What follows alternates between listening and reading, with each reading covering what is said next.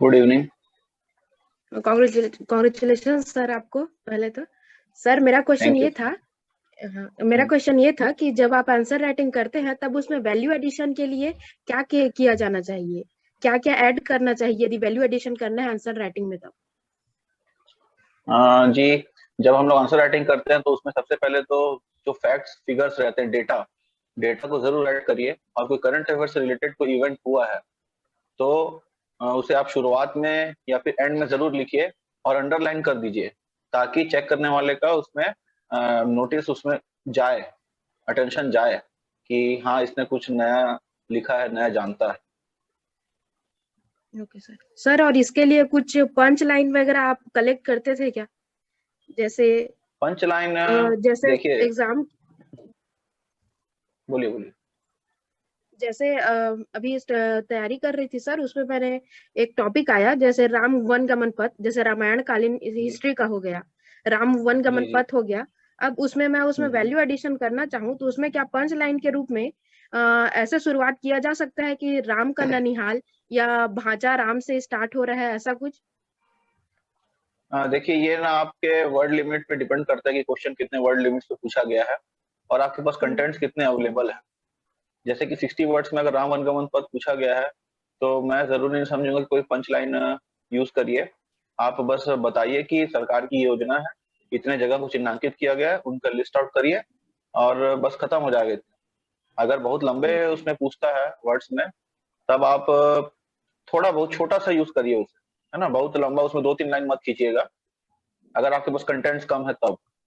और बड़े क्वेश्चन में यूज करिए, छोटे क्वेश्चन में नहीं। Okay sir, okay sir. और एक चीज की ये जो वेबिनार अभी चल रहा है ये मेनली फ्री के लिए है, तो फ्री से रिलेटेड क्वेश्चन पूछेंगे तो ज्यादा अच्छा रहेगा। मेंस के लिए मैं बाद में और करूंगा। Okay, sorry sir. Okay, thank you sir.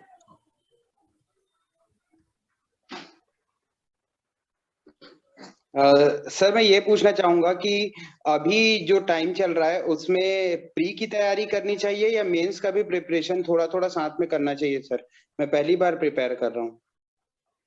जी, इसमें मैं ये बोलूंगा कि अगर आपका पिछले समय में आपने किस लेवल तक तैयारी की है उस पर डिपेंड करता है। अगर आपका प्री पहले से अच्छे से प्रिपेयर हो चुका है लेकिन अभी आप न्यू कमर हैं, तो मैं ये समझता हूँ कि आपको बहुत अच्छे से प्रिपेयर नहीं हुआ होगा प्री। तो अभी बचे हुए टाइम में मैं ये बोलूंगा कि आप अगर पढ़ना भी है मेंस तो 20 नवंबर तक मैक्सिमम पढ़िए या नोटिफिकेशन आने तक। उसके बाद आप सिर्फ और सिर्फ प्री करिए। और मेंस अभी करना उतना इंपॉर्टेंट नहीं है न्यू कमर्स के लिए। जो पुराने स्टूडेंट्स थे, जिन लोगों ने पहले मेंस लिखा या प्री लिखा है, तो वो लोग अभी तक के उन्हें मेंस पढ़ना चाहिए। लेकिन अभी आप प्री में फोकस करिए, टेस्ट सीरीज लगाइए और ज्यादा से ज्यादा क्वेश्चन सॉल्व करके अपनी गलतियों को सुधार के ज्यादा से ज्यादा स्कोर करिए। जी, थैंक यू सर। प्रीति, आप जो प्रश्न करना चाहते हैं, प्रीति अब आप प्रश्न कर सकते हैं।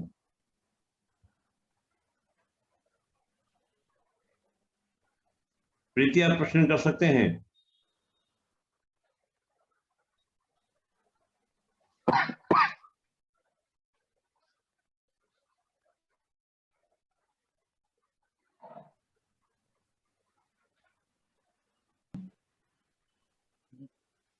शुभम, अपना माइक और वीडियो दोनों ऑन कीजिएगा। अच्छा, ओके। हाँ शुभम, बोलिए। सर मैं पहली बार प्रिपेयर कर रहा हूँ और मुझे अभी मैंने कोई कोचिंग ज्वाइन नहीं किया है, तो मुझे कुछ कोचिंग ज्वाइन करनी चाहिए या पहले मुझे सेल्फ प्रिपेयर करना चाहिए? कितने दिन सेल्फ प्रिपेयर कर रहे हैं आप? मुझे अभी 2 महीने हुए होंगे। और आपका कोई ग्रुप है, स्टडी ग्रुप, या अकेले ही सेल्फ स्टडी कर रहे हैं? नो सर, एक सर हैं जो मुझे ऑनलाइन क्लास देते हैं, तो मैं वहाँ अटेंड तो करता हूँ। तो मैं बोलूंगा कि अभी तो आप ये समय तो सही नहीं है कोचिंग ज्वाइन करने का। क्रैश कोर्स जैसा चीज तो होता नहीं है पीएससी में। तो आप अभी जो स्टैंडर्ड बुक्स हैं जो अवेलेबल हैं, जो कम मेहनत में आपको मैक्सिमाइज करा सकते हैं स्कोर, जो समरी टाइप के जो बुक्स हैं उनको आप प्रीफर करिए। उन एमसीक्यूज प्रीवियस ईयर वाले सॉल्व करिए और टेस्ट सीरीज लगाइए। बस यही अभी इतना ही टाइम बचा है। अभी आप इस समय पे कोचिंग ज्वाइन करके अपना टाइम वेस्ट मत करिए। सर मेरी क्या है ना, अभी 21 एज नहीं हुई है, अगले साल जुलाई में होगी, तो मैं अगले साल, इस साल तभी मैं दिला नहीं सकता। तो मैं 23 में दिला सकता हूँ। तो आप ये करिए कि अभी प्री पढ़िए ही नहीं, आप सिर्फ मेंस पढ़िए, ठीक है? अच्छा अगले 8 से 10 महीने सिर्फ मेंस पढ़िए, उसके बाद प्री पढ़िए, ठीक? अच्छा ठीक है। ठीक है शुभम। अगला प्रश्न किसको करना है? हाँ, हैंड रेज कीजिएगा अपना। अनुराग आपको करना है। अच्छी good morning sir, good afternoon, good evening sir. ये गुड इवनिंग। सर ये मेरा फर्स्ट अटेम्प्ट है, तो मेरे को पूछना था कि अभी हम लोग को क्या करना चाहिए और क्या नहीं करना चाहिए। बी के लिए अगर पढ़ रहे हैं सर, मैं अच्छा। मेंस का भी आंसर लिखती हूँ, पर अभी क्या करना चाहिए जैसे नोटिफिकेशन आने के बाद? देखिए क्या अभी किसमें आज तो जी अभी 8 तारीख हो गया, मतलब अगले 15 दिन के अंदर में, 15-16 दिन में नोटिफिकेशन आ जाएगा, ठीक है? तो Yes, sir. आप आंसर राइटिंग जो करते थे, मैं बोलूंगा कि 20 नवंबर तक आप उसको वाइंड अप करिए मैक्स टू मैक्स, ठीक है? और आप अपने प्री मोड में आ जाइए। लेकिन आपके कुछ टेस्ट सीरीज शुरू हो चुके हैं, मतलब बहुत सारे टेस्ट सीरीज शुरू हो चुके हैं अपने स्टेट में, उस टेस्ट सीरीज को तुरंत ज्वाइन करिए। और टेस्ट सीरीज में जो रहता है कि सबसे पहले तो पहला जो फेज 1 रहता है, उसमें सब्जेक्ट वाइज रहता है कि अलग अलग subject, economics, geography, polity, history, तो उन सब में आपको ना सब्जेक्ट ओरिएंटेड आपका टेस्ट होगा, और उसमें आप सब्जेक्ट में क्या क्या मिस्टेक कर रही हैं, कहाँ पिछड़ रही हैं, कहाँ पे अच्छी हैं, पता चलेगा। उसके बाद कंबाइंड टेस्ट होगा, तो कंबाइंड में आप कंबाइंडली सबको अच्छे से सॉल्व कर पा रही हैं कि नहीं, ये पता चलेगा। तो मेरा एडवाइस यही रहेगा कि आप अभी प्रीवियस ईयर क्वेश्चन देखें, उन्हें सॉल्व करें, और टेस्ट सीरीज में अपनी गलतियां, खामियां को पकड़ें और उन्हें अच्छे से सॉल्व कर, मतलब क्लियर करें, इंप्रूव करें, और रिवीजन पे पूरा ध्यान दें, है ना? रिवीजन करना इस टाइम पे बहुत इंपॉर्टेंट है, सिर्फ क्वेश्चन ही सॉल्व नहीं करते रहना। और सारे टेस्ट का डिटेल्ड एनालिसिस करो अपना, जो भी टेस्ट देते हो, कितने भी मार्क्स आए, अगर 100 में 50 नंबर, 200 में 50 नंबर भी आ रहा है, तो उसका एनालिसिस करो और नेक्स्ट टाइम उसे इंप्रूव करो। Okay sir, thank you sir. Welcome.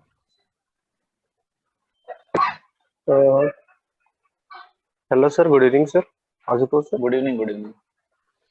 Sir मैं ये जानना चाह रहा था सर, क्योंकि अब तो प्री के लिए कम टाइम बचा हुआ है और अभी मैं कुछ दिनों से मेंस के लिए स्टडी कर रहा था, तो मैं अभी मेंस के लिए ही जारी रखूं या प्री की पढ़ाई करूं? आपका ये पहला अटेम्प्ट है या पहले मेंस वगैरह दे चुके हैं? नहीं सर, ये पहला ही अटेम्प्ट है मेरा। जैसा कि मैंने नीलांशी को भी कहा कि ये अभी आपका पहला अटेम्प्ट है, तो आप प्री पे फोकस अभी ज्यादा करिए, क्योंकि टाइम कम बचा है।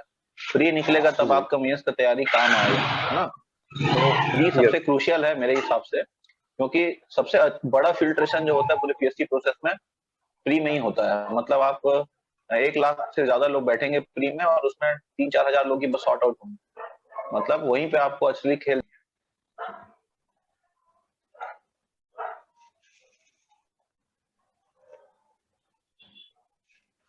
आशुतोष जी आपका अनम्यूट हो गया, आपका फोन पे एक बार क्लिक कीजिएगा, वहां पर जहां माइक बना हुआ है। हाँ सर। जी जी जी, अभी आ रही है सर आवाज? हाँ अब आ रही है, अब बोलिएगा आप, अब आ रही है आपकी आवाज। मैं ये बोलना चाह रहा था कि प्री में 1 लाख स्टूडेंट से ज्यादा अपीयर करते हैं, उनमें हार्डली 3000 to 4000 स्टूडेंट इसे क्लियर करते हैं। तो बड़ा फिल्ट्रेशन जो होता है पूरे प्रोसेस में, सबसे बड़ा तो प्री में ही होता है। और क्योंकि फर्स्ट अटेम्प्ट है और आपने कुछ प्रैक्टिस तो की हुई है मेंस की, तो अभी इस टाइम पे फर्स्ट अटेम्प्ट वालों को प्री में ज्यादा फोकस करना चाहिए, ताकि आप जो भी थोड़ा बहुत भी 5% 10% मेंस की प्रिपरेशन किए हैं, वो उसके बाद ही बेनिफिशियल होगा। अभी तो उतना काम नहीं आएगा ना, पहले प्री निकालिए, ठीक है? सर मैं एक चीज और पूछना चाह रहा था कि सर जो इंडिया का जो पोर्शन होता है ना सर, जिसका सिलेबस बहुत ज्यादा बड़ा होता है, क्योंकि प्री में तो कोई ये डिस्क्राइब नहीं होता है कि कैसा आएगा, जो मतलब मेंस के सिलेबस के हिसाब से ही प्री में आता है ना सर, जो क्वेश्चन होता है वो। तो हम लोग क्या है ना, मेंस में थोड़ा सा थ्योरी ज्यादा पढ़ते हैं, प्री में फैक्ट ज्यादा होते हैं।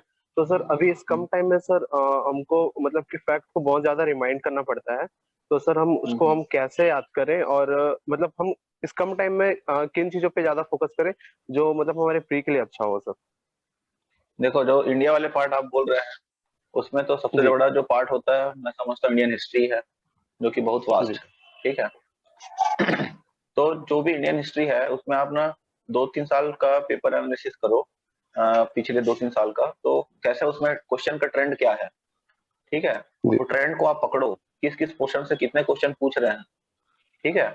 उन्हीं चीजों को आप जी। बार बार रिवाइज करो और उसके ही फैक्ट्स को ज्यादा अच्छे से मेमोराइज करो, पढ़ो सब, लेकिन जहां से क्वेश्चन बार बार रिपीटेडली पूछा जा रहा है उन पे स्पेशल इंफेसिस दें, ठीक है। मैं कुछ छोड़ने नहीं बोल रहा हूँ, सब चीज पढ़ना।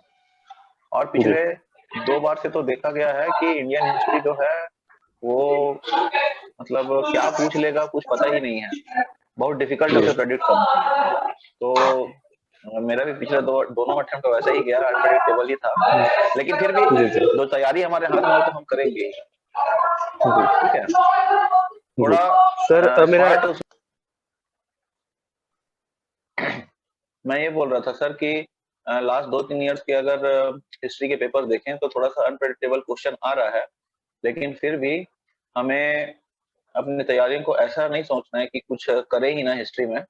आप एनालिसिस करिए और जिस पोर्शन से क्वेश्चन फिक्स पूछे जा रहे हैं उनके फैक्ट्स को अच्छे से मेमोराइज करिए, बाकी भी पढ़िए। आप जब रिपीटेडली एमसीक्यू सॉल्व करते हैं प्रीवियस ईयर के और टेस्ट सीरीज के, तो फैक्ट अपने आप याद हो जाते हैं, आपको कोई बहुत स्पेशल एफर्ट देने की बार बार रटने की जरूरत नहीं पड़ती है।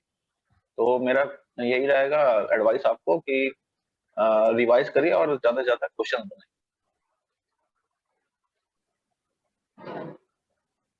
अभी सर एक्चुअली में हाँ बोलिए सर, बोलिए। ये जो इकोनॉमिक, हाँ सर, ये इकोनॉमिक सर्वे के जो आंकड़े होते हैं ना सर छत्तीसगढ़ के, वो सर आपने कैसे याद किए थे? क्योंकि सर हम लोग याद करते हैं ना तो भूल जाते हैं, और सर इंडियन बजट और छत्तीसगढ़ बजट से सर डायरेक्ट क्वेश्चन पूछ देता है, तो सर उसके लिए उसकी तैयारी आपने कैसे की? देखो, जो ये इकोनॉमिक सर्वे का जो डर और भय पैदा हुआ ना 2017 पीएससी से पैदा हुआ, ठीक है। एक बार में 25-26 क्वेश्चन पूछ दिया, उसके बाद मार्केट में वैसे मटेरियल पब्लिश हो गया, ठीक है, पूरा फ्लड हो गया, सब लोग इकोनॉमिक सर्वे निकालना चालू कर दिए। मैं इसमें कभी भी एडवाइस नहीं करूंगा कि आप बहुत डिटेल में पढ़ो, उसमें इतने फैक्ट्स और इतने डेटा है कि आप नॉर्मल चीजें जो स्टैटिक वाले हैं वही भूल जाएंगे, है ना। तो जो भी टॉपिक्स रहते हैं वो इकोनॉमिक सर्वे का जो टॉपिक जो रहेगा, आप जितने भी चैप्टर रहते हैं सर्वे में, उसके जो शुरुआत में जो 3-4 पॉइंट रहते हैं ना, जैसे खनिज है, ठीक है, या फिर सिंचाई है, ऊपरी ऊपरी फैक्ट्स को आप बस पढ़िए, बहुत डीप में मत जाइए, ठीक। जो शुरुआत के 4-5 लाइन रहते हैं बस, उन्हें भी दिन भर रटते नहीं रहना। आपके अभी टेस्ट सीरीज में वो क्वेश्चन आपसे टकराएंगे, उससे याद हो जाएंगे, फ्रेंड से डिस्कस कर लो, वहां से याद हो जाएगा, ठीक है। रहा बात बजट का, बजट से भी मैं नहीं समझता उसमें बहुत ज्यादा आपको एनर्जी देने की जरूरत है। एक आध क्वेश्चन कभी कभी पूछ लेता है, और अगर पूछता भी है तो ऐसे क्वेश्चन पूछता है जो सबको पता होता है, और आप करंट अफेयर्स की बुक्स जो भी आएंगी मार्केट में उनसे पढ़ेंगे ही तो सारे क्वेश्चन इजीली सॉल्व हो जाएंगे, उसका एक्स्ट्रा लोड मत लीजिए।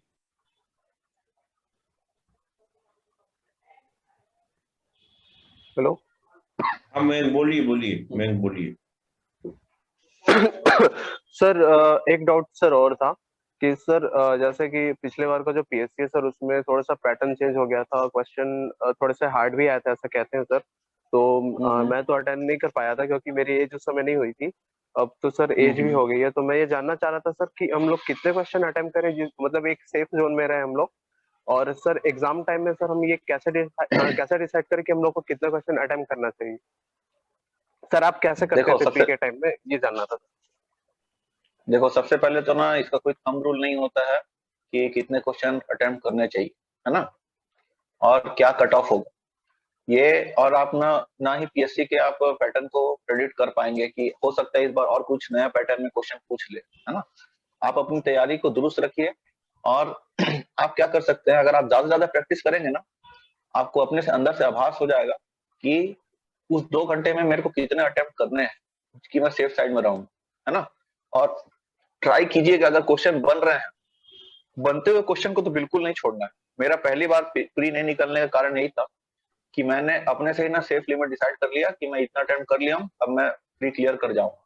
मैंने 7-8 क्वेश्चन, 5 से 7 क्वेश्चन आते हुए को छोड़ दिया, तो ये मेरे लिए घातक हो गया, है ना।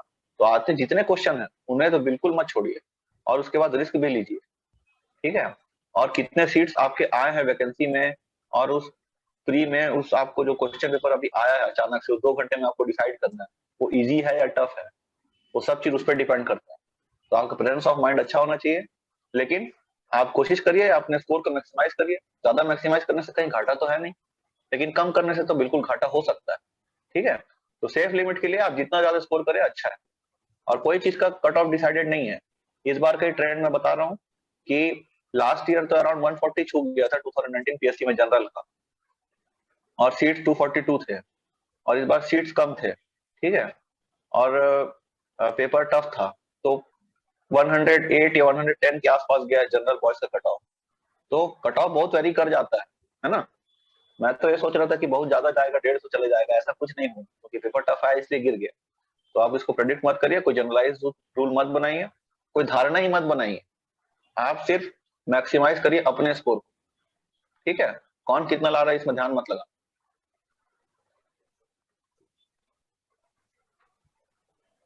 मयंक सर आपका, एक, बोलिए बोलिए। जी सर, एक क्वेश्चन मेरा सर और था आपसे। सर अभी क्या है ना, मैंने अभी ही स्टार्ट किया हुआ है, तो सर नोट्स बनाने नहीं आ पा रहे हैं सर। मैं समझ नहीं पा रहा हूँ। मैं क्या ना बहुत सारी वीडियो देखा हूँ टॉपर्स के, तो सब अलग अलग ही तरीके से सजेस्ट करते हैं। तो मैं सर ये जानना चाह रहा था कि सर आप आपके नोट्स कैसे बनाते थे सर? मेंस और प्री के साथ साथ बनाते थे या एक साथ अलग अलग बनाते थे? और सर नोट्स कैसे बनाने चाहिए सर? देखो मतलब हर हम एक नोट्स स्टूडेंट, बना रहे हैं तो, जी सर, हम नोट्स बना रहे हैं तो सर क्या मोटी मोटी बोलिए बुक बोलिए। होते हैं या कोचिंग मटेरियल होते हैं, तो सर हम उसी में नोट्स बनाए वहीं से याद कर लें, या सर अलग से खुद के नोट्स बनाने चाहिए सर हमको? ठीक, मैं बोलता हूँ इसमें अब, है ना। हर इंसान का अलग स्ट्रेटेजी है, आपका स्ट्रेटेजी अलग रहेगा, मेरा स्ट्रेटेजी अलग है, और यहाँ पे जुड़े जितने लोग हैं सबका स्ट्रेटेजी अलग है ना। वो पर्सन टू पर्सन अपने पॉजिटिव्स और नेगेटिव्स को देख के सबका स्ट्रेटेजी अलग होता है। और रहा बात नोट्स का, तो नोट्स प्री के थोड़े से अलग रहते हैं जो कि फैक्चुअल होते हैं, और मेंस के थोड़े से अलग रहते हैं जो एनालिटिकल तो मैं नहीं बोलूंगा, लेकिन डिस्क्रिप्टिव ज्यादा होते हैं। तो प्री और मेंस के नोट्स अलग होते हैं, और कई लोग सोचते हैं कि डायरेक्टली मैं जो स्टैंडर्ड बुक्स है उसी से पढ़ के याद कर लूंगा, चल जाएगा। तो कई लोग कर लेते हैं, लेकिन मैं इसमें प्रेफरेंस इसको दूंगा कि आप ना नोट्स अपने से बनाइए, क्योंकि अपना मेहनत किया हुआ अपना नोट्स आपको बेटर तरीके से याद रहेगा, ठीक है। जो कोचिंग वाले ने, जो टीचर ने जो नोट्स बनाया है, जो बुक निकाला है, उसने अपना मेहनत करके निकाला, इसलिए उसे याद रहेगा। लेकिन आप उसको और इम्प्रोवाइज करके अपना नोट्स बनाएंगे तो आपको पर्सनली फायदा होगा। ऐसा हर स्टूडेंट अपना अलग अलग तरीके से बनाए, ठीक है। तो प्री और मेंस के नोट सेपरेट रखिए, और एकदम कंसाइज रखिए उसको। रामायण महाभारत नहीं लिखना है बहुत बड़ा, है ना, क्योंकि इतना इतना लिखो कि आप उसको आसानी से रिवाइज कर सकें, ठीक। मोटे मोटे नोट्स बनाने से आपको कुछ फायदा नहीं होगा। ये ध्यान रखना कि नोट्स आपका तभी फ्रूटफुल है जब एकदम लास्ट डे पे, आखिरी के 2-3 दिन बचे हैं, तब आप उसको पढ़ के रिवाइज कर सकते, है ना। इतने मोटी बुक्स आप एक एक सब्जेक्ट के बना लोगे कॉपी, तो नहीं कर सकोगे, तो वो बेकार नोट्स, ठीक। तो आप एज इट इज कहीं से कॉपी बस मत करो, इतना शॉर्ट लिखो और इतना रिवाइज करो उसको कि जल्दी से जल्दी याद हो। और रहा बात नोट्स का, तो मैंने मेंस के पेपर 7 का नोट्स का एक वीडियो सर के साथ किया हुआ है, तो जल्दी वो स्ट्रीम होगा यूट्यूब पे, तो उससे आपको एक रेफरेंस मिलेगा। पूरा पेपर 7 का हर स्ट्रेटेजी है उसमें, कैसे अटेम्प्ट करना है, कैसे नोट्स बनाना है, क्या सिलेबस है, हर चीज है। तो वो सब आप रेफर करिए, ठीक है, और भी आएंगे आगे।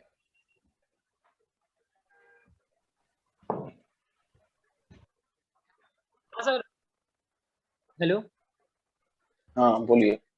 हाँ सर, मैं ये जानना चाहता था कि जो पॉलिटी है जिसमें मेंस में, उसमें 25 नंबर का ही आता है पॉलिटी में, तो 25 नंबर के लिए हमको कौन सा कंटेंट रिफर करना चाहिए? देखिए, पॉलिटी और पब एड दोनों का मिला के 50 नंबर है। ऐसा कहीं स्पेसिफिकली डिफाइंड नहीं है कि पॉलिटी 25 पूछेगा और पब एड 25 पूछेगा। वो नंबर वेरिएशन हर साल हो रहा है, कभी 15 नंबर का ही पब एड पूछ रहा है, कभी 20 का पूछ रहा है ना। तो आप ये लेके चलिए कि 30 से 35 मार्क्स का पूछ सकता है पॉलिटी, ठीक। और आए आपके क्वेश्चन पे सीधा कि वो कहाँ से पढ़ना चाहिए, है ना। तो 30-35 नंबर के क्वेश्चन के लिए मैं नहीं समझता कि एम लक्ष्मीकांत की बुक उठा के आप सब कुछ पढ़ें। तो हाँ, यही मैं भी वो सोच रहा आपका था। जो वो आपका आउटपुट वैसा नहीं निकलेगा, जितना आप मेहनत करेंगे उतना उसका फायदा नहीं है 30-35 मार्क्स के लिए। ठीक है, तो आपके जो और कहीं से कंसाइज नोट्स अवेलेबल हैं मार्केट में, और भी मटेरियल अवेलेबल है जो शॉर्ट में अच्छे से ब्रीफली दिया हुआ है, आप उसको रेफर करिए। ठीक है, एम लक्ष्मीकांत एक अच्छी बुक है, नो डाउट, लेकिन आप उसमें जितना एनर्जी लगाएंगे उतना आपको मार्क्स में कन्वर्ट होता नहीं दिखेगा। अच्छा, समझ गया। तो सर प्री के लिए तो एम लक्ष्मीकांत पढ़ना पड़ेगा ना? पढ़ना तो सबके लिए है, लेकिन मैंने नहीं पढ़ा था पर्सनली। ठीक है, मैंने जो मेरा कोचिंग मटेरियल था वो मैंने पढ़ा, और ज्यादा से ज्यादा मैंने घटना चक्र और जो एमसीक्यू बुक्स अवेलेबल है वो सब सॉल्व किया और टेस्ट सीरीज सॉल्व किया, उससे ही मुझे फायदा हुआ। एम लक्ष्मीकांत से मुझे डर लगता था, बहुत मोटी बुक थी। मैंने शुरू किया, फंडामेंटल राइट्स तक पढ़ा, फिर मैंने गिव अप कर दिया, अब ना हो पाएगा। तो लेकिन मैं बुक की क्वालिटी पे कोई क्वेश्चन नहीं उठा रहा हूँ, बहुत अच्छी बुक है, बेस्ट बुक है मार्केट में। ठीक, लेकिन मैंने पर्सनली यूज नहीं किया। Thank you sir. और सर इकोनॉमिक्स के लिए आपने क्या पढ़ा था मेंस में? इकोनॉमिक्स भी काफी बड़ा है। मेंस के लिए? हाँ, इकोनॉमिक्स मेंस तो जो है इकोनॉमिक्स का पार्ट, 2 पार्ट में है, एक है इंडियन इकोनॉमिक्स और सीजी इकोनॉमिक्स। हाँ, सीजी तो ठीक है, तो उसके लिए मैंने ना ज्यादा इधर उधर की चीजें नहीं अपनाई, जो मुझे कोचिंग में पढ़ाया गया मैं वही नोट्स पढ़ा, और जो करंट के जो डेटा रहते थे, है ना, जैसे कि मान लो जीडीपी के प्रोजेक्शंस क्या हैं, कितना ग्रोथ रहा, अनएम्प्लॉयमेंट क्या है, तो मेंस के 1 महीना पहले मैं वो जो करंट डेटा अवेलेबल है उसको मैं अपने कॉपी में नोट कर लेता था, और फिर देन उसी को रिवाइज करके मैं लिख लेता था, तो मेरा वैसे करंट भी हो जाता था, और मुझे ठीक ठाक पढ़ाया गया था, जिससे मैंने, और टेस्ट सीरीज के माध्यम से मैंने उसे ना इम्प्रोवाइज किया। जो कुछ अगर नए क्वेश्चन पूछ लेते थे तो मैं उसको अपने नोट्स में ऐड करके मतलब अपने नोट्स को इम्प्रोवाइज करता था, और अपने नॉलेज को भी इम्प्रोवाइज करके मैं आगे बढ़ता था। मैंने बहुत ज्यादा इधर उधर की बुक्स नहीं पढ़ी है, कभी अरुण शर्मा वगैरह मैंने नहीं पढ़ा है इकोनॉमिक्स के लिए। एकदम शॉर्ट सिंपल रखा है मैंने अपने कंटेंट्स को, जिसको मैं बार बार पढ़ के रिवाइज करके मैंने फायदा उठाया, ना कि बहुत बड़े मटेरियल को एक बार पढ़ के फायदा उठाया। Thank you so much sir. मैं इसी, क्योंकि 800 900 1000 पेज की पुस्तक होती है और उसमें आता बहुत कम मार्क्स का है, तो उसी का डाउट था, मैं समझ गया कि किस तरह से किया जाता है। ठीक ठीक, उसी का डाउट था क्वालिटी का। Okay okay, thank you sir.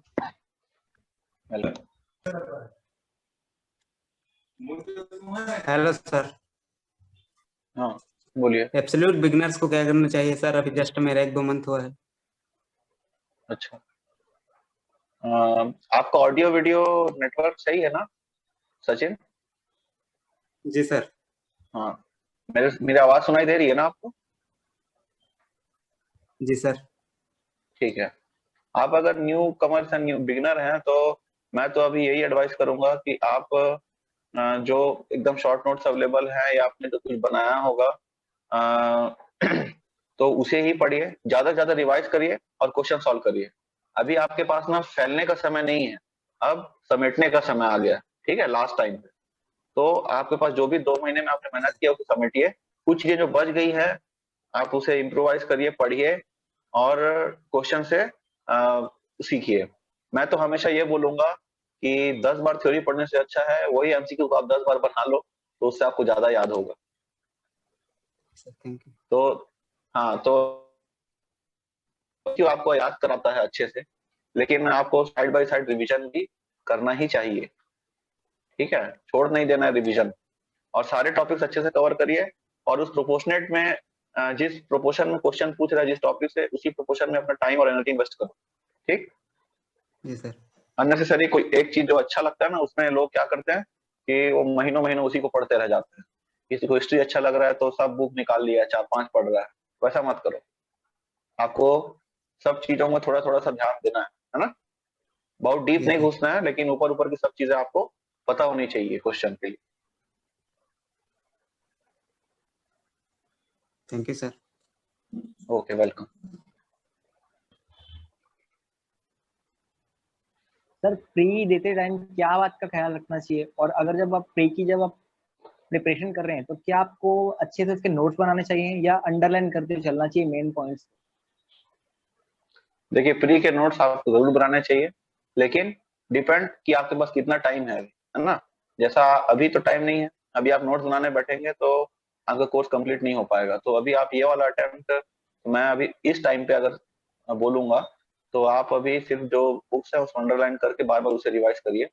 लेकिन जब जो नया बिगिनर जो रहता है, जनरली वही अप्रैल मई जून के आसपास शुरू होता है, उस समय अगर आप स्टार्ट करते हैं तो आप जरूर नोट्स बनाइए और नोट्स को हर बार ना रिफाइन करते रहिए।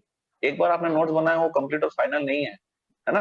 आप बार बार उसे रिवाइज करते जाएंगे और नया नया क्वेश्चन देखते जाएंगे ना, तो आपको लगेगा नहीं इसमें ये कमी है, इसको और ऐसे शॉर्ट किया जा सकता है, ये ऐड किया जा सकता है, तो फिर से नोट्स बनाइए। ठीक है, नोट्स मेकिंग एक अच्छी हैबिट है, इससे आपकी पर्सनैलिटी भी इंप्रूव होती है और वे ऑफ एक्सप्रेशन भी अच्छा होता है, और आप एक इम्प्रूवमेंट का जो एटीट्यूड आप सीखते हैं ना कि मैं अपनी चीजों को इम्प्रूव कर रहा हूँ, ये at the end of the day finally आपको बहुत हेल्प करता है आपके रिजल्ट गेन करने।